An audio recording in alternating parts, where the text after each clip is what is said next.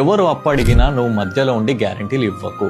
Help చేయడం మంచిదే కదా అని అనుకోకు. మంచితనానికి కూడా లిమిట్ ఉండాలి. అప్పు విషయంలో ఆ లిమిట్ దాటం. నిజం చెప్పాలంటే ఇది ఫూలిష్ మిస్టేక్. నీ కష్టంతో సంపాదించిన పైసలు వేరే వాళ్ళ బాధలో నువ్వెందుకు పెట్టి డిస్ట్రాయ్ చేసుకుంటావు? వాడు రిటర్న్ ఇవ్వలేదు అంటే వాడికి నీకు మధ్యలో రిలేషన్షిప్ ఖరాబ్ అవుతుంది. నీ మనీ, నీ రిలేషన్షిప్ రెండు పోతాయి. ఒకేసారి డబుల్ లాస్. మంచి చేయాలని ఉంటే నీ దగ్గర ఉంటే డైరెక్ట్ గా పైసలు ఇవ్వు, లేకపోతే నీకు తచ్చినంత హెల్ప్ నువ్వు చేయి. నీ దగ్గర లేకపోతే లేవు అని డైరెక్ట్ గా మొక్క మీద చెప్పేసి, వాడు ఏదో అనుకుంటాడని చెప్పేసి, ఏదో హెల్ప్ చేద్దామని చెప్పేసి లేనిపోని ప్రాబ్లమ్స్ ని నీ నెత్తి మీదకి తెచ్చుకోకు. అలా అని చెప్పేసి బ్యాంక్స్లలో లేకపోతే చిట్టీల దగ్గర నువ్వు మధ్యలో ఉండి గ్యారంటీలు ఇచ్చి నువ్వు ఇంటికి ప్రాబ్లమ్స్ కొని తెచ్చుకోకు. మనలో చాలా మంది అనుకుంటారు, నా ఫ్రెండే కదా, నా ఫ్యామిలీయే కదా, ఎక్కడ పోతారులే, చేస్తాం, వాళ్ళకి హెల్ప్ చేద్దాం, మంచిదే కదా అనుకుంటారు.